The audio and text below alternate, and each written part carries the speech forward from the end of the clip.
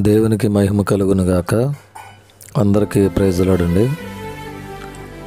దేవుడు మనందరినీ ప్రేమించి మరి ఒక నూతన దినాన్ని మనకి ఇచ్చినందుకై దేవునికి మనము కృతజ్ఞతాస్తుతులు చెల్లింపబద్ధమై ఉన్నాం.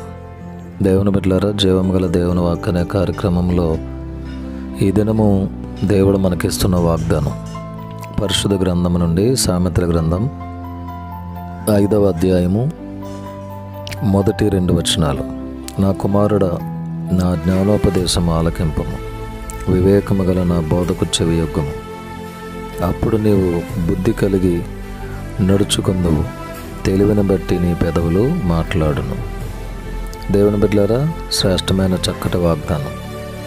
దేవుని ఉపదేశం మనము ఆలకించాలి, దేవుని బోధకు మనము చెవియొగ్గాలి. అప్పుడు దేవుడు మనకిస్తున్న ఆశీర్వాదం ఏంటంటే, నీవు బుద్ధి కలిగి నడుచుకుందావు, తెలివిని బట్టి నీ పెదవులు మాట్లాడను.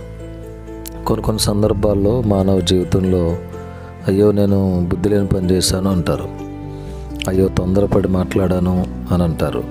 అవి ఎందుకు జరుగుతున్నాయంటే మనలో కొన్ని మరి పొరపాట్లు, తెలివి లేకపోవటం వల్ల పెదవులు మాట్లాడతాయి. దేవుడు ఇస్తున్న వాగ్దానం ఏంటంటే, నా జ్ఞానోపదేశం మీరు ఆలకిస్తే, వివేకము గల నా బోధకు మీరు చెవియొగ్గినట్లయితే తెలివిని బట్టి మీరు మాట్లాడతారు, బుద్ధి కలిగి నడుచుకుంటారని దేవుడు వాగ్దానం ఇస్తున్నారు. చాలాసార్లు మనం తొందరపడి మాట్లాడతాం, అయ్యో నేను ఇలా మాట్లాడకుండా ఉండాల్సిందనుకుంటాం. మరి బుద్ధి లేని పని చేశాను నేను, అయ్యో ఇలా చేయకుండా ఉండాల్సిందనుకుంటాం. ఇవి ఎందుకు జరుగుతున్నాయి? దేవుని జ్ఞానోపదేశం మనం ఆలకించట్లేదు కాబట్టి. బైబిల్ గ్రంథంలో సొలొమోను మహారాజు దేవుని యొక్క మాటలు విన్నాడు, దేవుని జ్ఞానాన్ని పొందుకున్నాడు. నీ బిడ్డలను పరిపాలించడానికి నాకు వివేకము దయచేయమన్నాడు, జ్ఞానం దయచేయమన్నాడు. అందుకే బుద్ధి కలిగి ఆయన నడుచుకున్నాడు. ఆయన పరిపాలన అంతట్లో జ్ఞానము కలిగి అనేక మందికి చక్కటి మరి ఉపదేశంతో కూడిన మాటలు, దేవుని గురించిన మాటలు ప్రకటించాడు. ఈరోజు ఈ వాగ్దానం చాలా మన జీవితంలో ప్రాముఖ్యమైనది.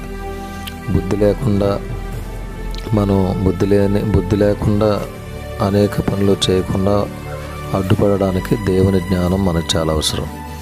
అలాగే తెలివిని బట్టి మనం మాట్లాడాలి, మన పెదవులు మాట్లాడాలంటే దేవుని వివేకము కలిగిన బోధ మనకు చాలా అవసరం.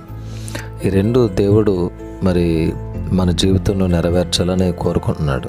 నీవు బుద్ధిగా నడుచుకోవాలని, తెలివిని బట్టి నీ పెదవులు మాట్లాడాలని దేవుడు కోరుతున్నాడు. కాబట్టి ఈ వాగ్దానం ఎత్తిపట్టి దేవుని సన్నిధిలో ప్రార్థన చేద్దాం.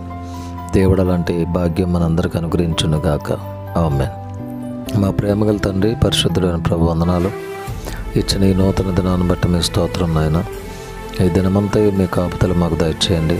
ప్రతి కీడు, ప్రమాదం నుండి, బలహీనత నుండి మమ్మల్ని మీరు తప్పించండి. మీ చెయ్యి మాకు తోడుగా ఉంచండి.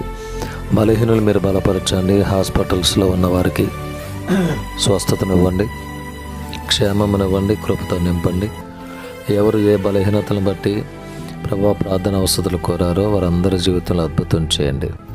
యెరూషలేమునకు క్షేమాన్ని ప్రకటిస్తున్నాం. నీ కృపతో మమ్మల్ని నింపండి తండ్రి. ఈ వాగ్దానం వీక్షిస్తున్న వారి జీవితంలో మేలు చేయండి, వింటున్న వారి జీవితంలో అద్భుతం చేయండి. మీరు అక్కడ కొరకు సిద్ధపరచండి. బిడ్డలందరినీ మీ చేతులకు అప్పగిస్తున్నాం. ఈ దిన ఆశీర్వాదాలతో మమ్మల్ని నింపండి. ఉదయమున నీ కృపతో మమ్మల్ని తృప్తిపరచము.